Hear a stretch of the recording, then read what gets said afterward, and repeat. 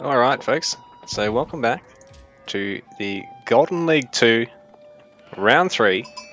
We've got DivineDFP here as the Abbasid Dynasty, spawning in the lower side of the map as the blue trunks, while over in the top side of the map, GiveUAnxiety in the red trunks on Mongolians. That should be a pretty hard and fast match, this one.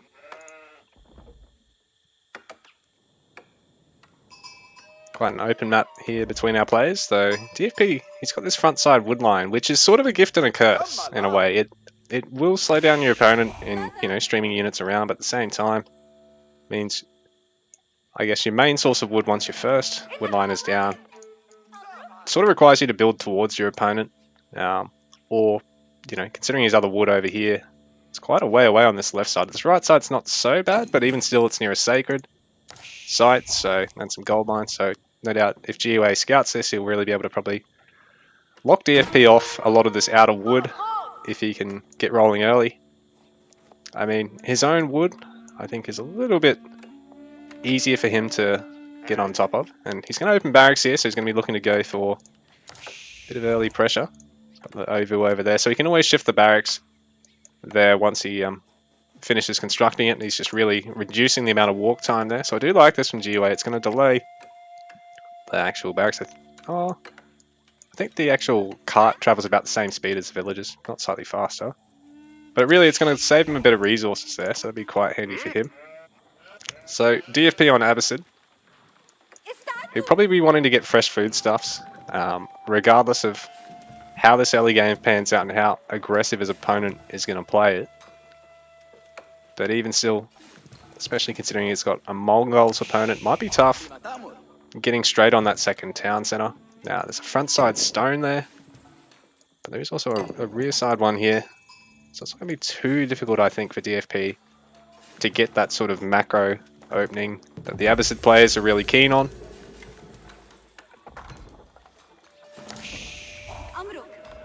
And yeah, I think the wood lines in particular are really quite sparse for our players. Gold as well sort of requires you to have to snake around the map or creep forward. Because, I mean, you've got these large gold mines in the center, some smaller ones over here. Otherwise, gold around our players' bases is quite a way away. GUA actually bringing a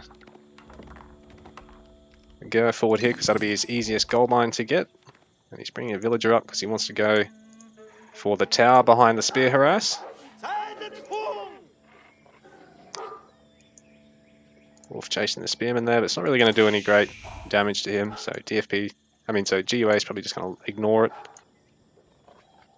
Oh, and actually, because it's running back, it's going to ignore the villager, which is actually pretty perfect for GUA. It's not going to cost him any villager health streaming him across the map like this, which is what you want. Because, I mean, a tiny bit of damage on the spears, not such a big deal unless your opponent goes spears himself, but a bit of damage on the villager can really make it hard to try and get that tower up. It looks like GUA is actually going to harass the gold mine, but rather than worrying about spearing the gold mine for now, he's just actually going to set that tower up on the stone. It's a little bit of a safer play. I mean, DFP's always going to have the opportunity to go for this one back here. Khan just checking. See what's over there on the mill. Village is under the safety of the town center. So DFP's got a couple of sheep here. He should be right to get to H2. It's already on the way, actually. Oh, what the fuck? Okay, fresh foodstuffs has been changed to Fertile Crescent. When did that happen? Sorry guys, been a bit out of the loop with the balance changes recently. It's actually been the first thing I've sort of covered in about 6 weeks. So Fertile Crescent's a bit of a different upgrade. Rather than your villagers being half price, which is honestly fucking huge, you got 25% off all eco buildings and houses. So it's going to mean lumber camps and whatnot going to be cheaper once he opts to get it. He may not opt to get it as early either. Bearing in mind GUA pressuring DFP, forcing him to have to repair the mining camp. So against other civs, you'd probably just let this die, but considering it'd give the Mongol player 50 resources for free, if he gets that burning down, he's just going to want to keep repairing that for now, probably. So, archers being produced here. This will push GiveUA back. He'll be getting his own H2 landmark. So he's going deer stones. He wants that yam movement speed boost for all of his units under the towers. Quite good, particularly in the face of ranged and cavalry, when you're, you know, initially opening with infantry. Or merely infantry, I should say, because ranged are technically infantry in this game. They aren't in some of the other AoE games, in terms of their tags and whatnot. So DFP is actually taking the rear side stone. GiveUA denied that first one, but he's not really going to prevent DFP from actually getting to that nice 2 town center Abbasid build. But again, I take back everything I did say about fresh foodstuffs. It's now been replaced with Fertile Crescent, which doesn't look like DFP's going to rush the tech. So it's the first time I've really seen Abbasid since the change of those techs. It's interesting to see how our players approach it.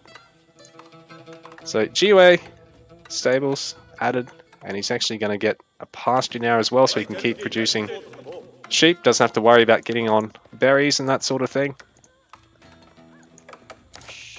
Probably going to want to get a second one of these, considering his food income demand at this point. DFP will be able to take that second TC somewhere, so these villagers heading back. Not sure where he's... Oh, he's just going to protect the gold mine with it. That's fair enough. And I mean, it does give him a bit of cover for the stone, both these wood lines. Even makes it a little bit easier to try and get on these deer. Oh, and that way you can also just make sure he's making use of all the buildings with the Golden Age tech for Abbasid. So if you can link all your buildings up close enough together, you'll get that hefty gather rate bonus and then later bonuses as well once you get the buildings for him. So for now, GiveUA just applying a bit of pressure. He'll be essentially behind on a town center. He's getting wheelbarrow, and he's probably going to want to fit survival techniques in here as well, but bearing in mind, unlike horticulture, it's not going to benefit his gathering off the herdables.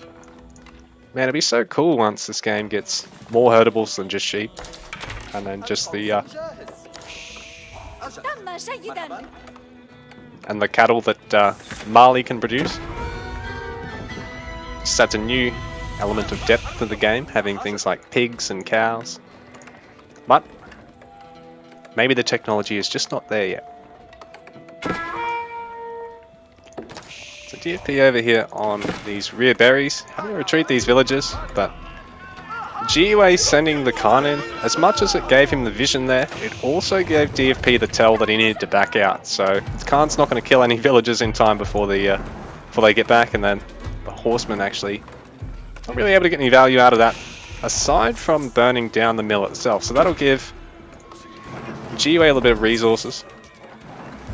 Obviously a bit of water time incurred as well. Gonna delay DFP slightly. And for now he's only got archers, and he did go for a stables. He's actually adding another range and starting to produce some spears as well. Oh, and another stables too. So a lot of production here for DFP, while GiveUA really just trying to get as much aggression in as possible here before his opponent can really catch up on military count, because GiveUA is still slightly up on population. He'll be slightly trailing on our village accounts here, but for now he's still got the army advantage, and he is getting his own second town center. So these are a little bit more expensive for Mongols than they are for the other civs, but the plus is you don't have to go on the stone. Because Mongols, their stone economy is completely different to every other civ. So that replacement to fresh foodstuffs has now been researched by DFP. These villages. So houses, mills, lumber camps, and mining camps, all 13 wood, cheaper. And I think the tech was only like 100 resources, wasn't it? I can't remember now.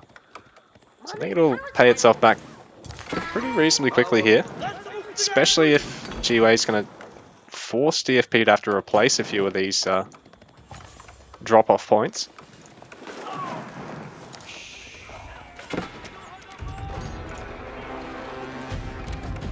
As much as DFP can start looking at repelling GiveUA now. So that military count starting to close. GiveUA still has that horseman advantage, so he can keep prodding and poking as long as he doesn't take any damage from the spears for now. DFP having to get a defensive tower here. But I think he's really holding off against the pressure quite well here. And the spears, good timing to have them brought in because they managed to catch the raid. And they should be able to... More units here for both of our players, but it's basically just horsemen for GiveUA over here at the moment, while DFP's composition's a lot more mixed. As long as these spears can get on top of the horsemen, he should be able to repel this with only a fairly small loss in villages, and he is still up in that vill count by about 7. But some of the vills getting a little bit lower. Spears also down to 1. But GiveUA losing most of his horsemen there and losing his Khan. And he's just looking at trying to camp these outer resources, deny that gold mine, and possibly try and deny this one over here too if he can. But saying that, DFP's fine for gold and stone for the moment, so getting to a 3rd town centre or being able to build a keep once he goes to castle on this gold mine, not going to be a difficulty for him.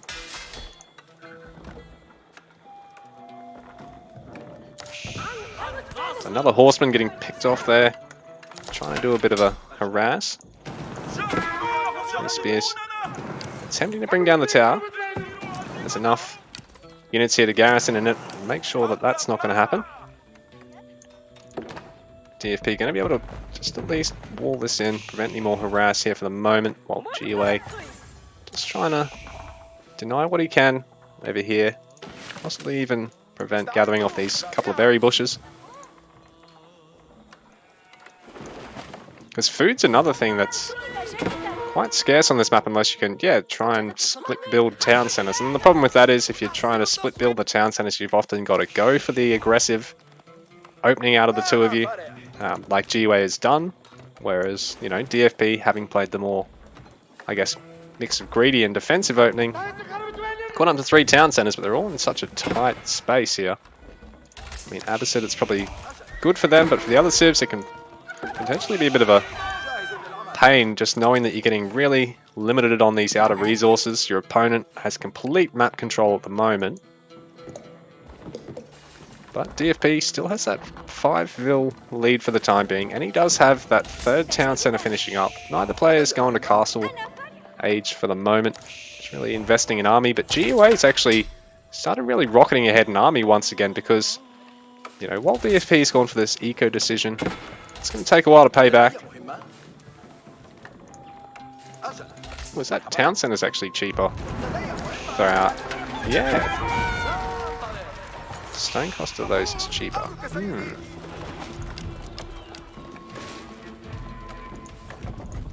GiveUA trying to force DFP to have to hunker down here and really defend things.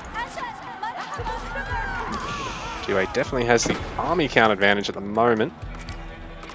But this is an awkward little spot at the back of DFP's base for him to keep reinforcing here. So if DFP can muster up the units to repel this, I think he should be okay.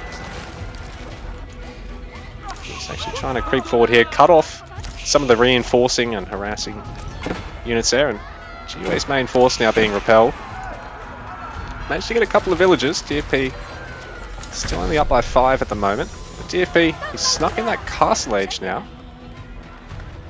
Going for the military wing so he can get infantry health and archer reload time there. Just push out with the ram, so he's going to be able to get this tower, I think, but he will lose the ram. Not a cheap unit. The camel rider, not a cheap unit either, but should be able to make it out of there.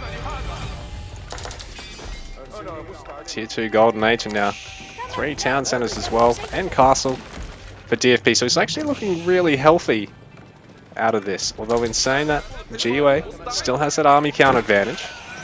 As long as he can try and pick off this mangonel before it finishes, I think he should be good here. Very Bearing in mind, it's a lot of ground for his reinforcing units to recover here. So he can't really afford to lose that bowman ball. Bearing in mind, our Abbasid player going to be able to start producing these heavy army units, and man-at-arms. Might be able to get some lancers in as well. He's really just producing infantry for the moment, but bearing in mind, man-at-arms, unlike spears, are great against the archers. These guys just don't hit hard enough against them. It's not like crossbows versus man-at-arms or archers versus spears at all. Especially with the mangonel support, this could be quite tough for GiveUA because he's going to take a lot of area damage while he's trying to bring down these structures. More units coming in here. I'm not sure if that's a good idea for him. He should be able to get this barracks.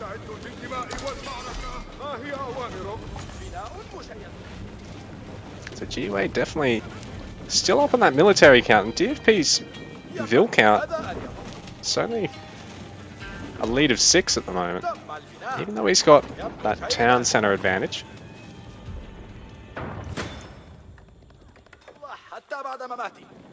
Oh, and that actually drops back a tier of the Golden Age there, but really that's only costing a bit of research speed.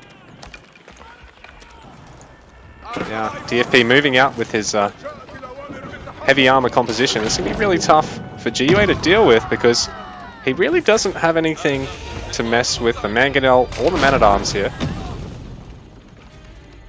Taking a volley there, I don't think he really needed to. So he's going to want to be getting his age 3 here. He's going for step redoubt.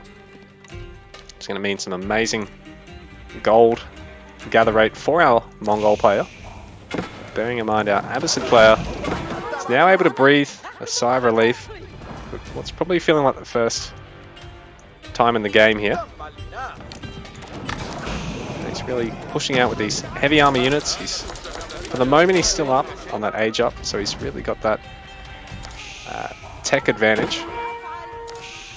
GiveUA not quite able to make it through the walls there, and instead going to try and deny as much of this hunt as possible. Already 2 towers here from DFP though, so this is great. All the 9 villages are all garrisoned for the time being. He's going to be able to pick off a couple of units here first. Bringing some repairers across. Potentially risky, but at the same time DFP is actually starting to really grow in that villager lead. Losing a couple of towers there, but now GiveUA's really got to try and get an age 3 army composition up to keep applying the pressure in the fashion that he has, and that ram doesn't have any support around it, so it's going to get picked off, and that's a big loss of, what are they, 200 wood? 250 wood, so I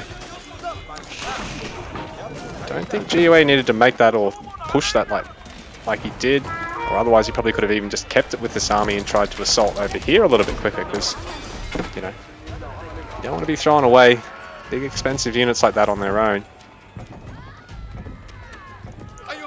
Now there's crossbows in the mix for DFP as well, so even if GiveUA does get his lancers out and his man-at-arms, or his, are they palace guards for Mongols?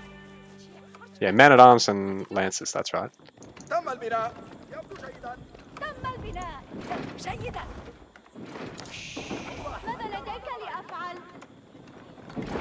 So I believe palace guards and man-at-arms are functionally the same, while lancers and knights, they're basically functionally the same as well. It's just depending on which civ you're playing as. So GiveUA attempting to push again. If you can take out some more structures, you can get a little bit more resources and delay DFP.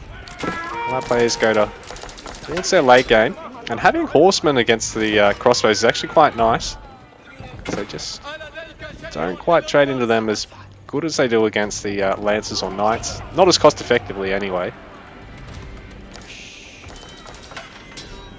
I think the actual time to kill is basically the same, but it's just that lancers and knights are twice the price of a horseman. And I don't think against ranged... Oh, the knights do hit harder, that's right. But there's just no bonus damage from the crossbows. So GiveUA's trying to retreat as best he can here, while that big ball of man-at-arms is going to be a pain for him to deal with. DFP, just be a bit careful of these mangonels though. He's not going to want those to fall because they're also, ooh, they're 600 resources. You don't want them going down for free.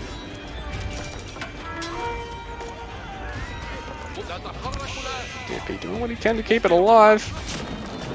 Not quite able to get it, but not quite able to get it out of there, but he's able to pick off most of that cavalry. Army size is pretty much the same at the moment. In terms of military upgrades, looks like GiveUA's in the lead there. He's got 2 damage upgrades and an armor upgrade. Well, it looks like DFP only has an armor upgrade at this point. More upgrades on the way. That player's really trying to commit now. And I think they've both got the economies to recover from this, although GiveUA falling behind in the military count at the moment, but the Vil gap there effectively isn't really one, because once you're at this point, you know, that's only 10% difference, even though it's 10 villages, you know. 10 villages difference is huge when it's 20 villages versus 30. It's pretty inconsequential when it's 110 versus 100. I do like this from DFP because it's going to really allow him the ability to gather from this quite safely, although GiveUA, what's he doing? He's going to go straight past it and try and push onto the hunt by the looks of things. DFP's just coming across to make sure that there's not the rest of the army here, or another big squad of horsemen heading around. GiveUA just keeping an eye on things here in the center of the map, but DFP's doing a great job here of creeping up and just making sure he's going to have more sacred sites and good control of the relics, giving another layer of walls here.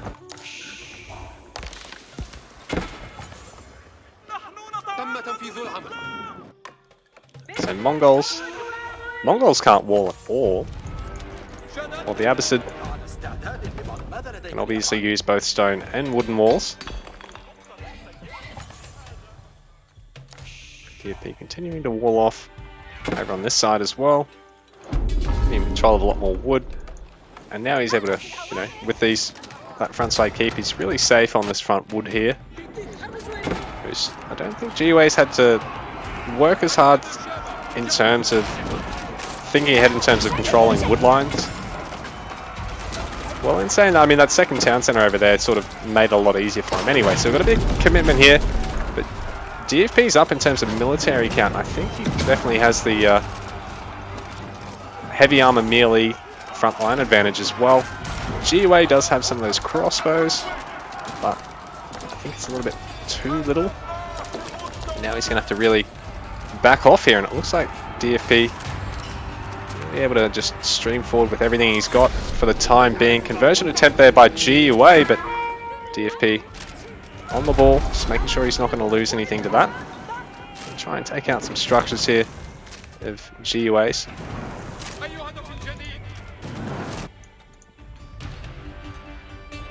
GiveUA just going to establish himself over here in this gold mine. DFP's going to pressure him a bit with some mixed infantry here. Oh, this could be a really nice catch for DFP if he can pick that. Oh, he's going to get the shaman? Yeah, he will get the shaman. It's going to cost GiveUA a bit to actually replace him and put that relic away, which will then also delay the amount of gold he's generating out of it. So it's quite a nice catch for him, and DFP going to age 4 behind this.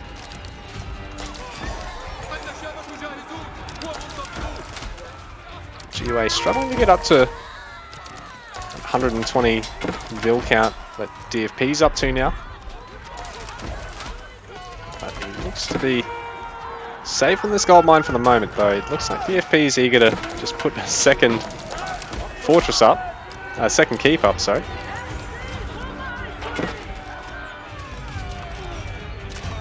DFP trying to apply pressure all over GiveUA's base at the moment.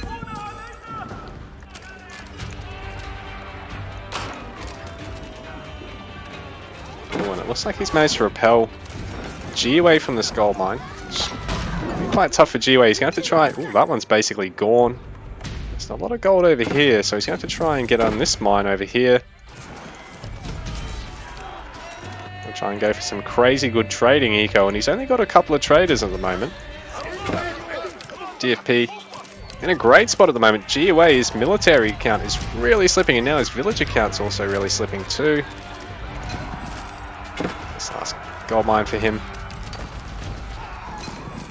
He's really going to desperately want to hold on to this, but I don't know if he'll be able to at this point because, yeah, DFP able to take game number 1.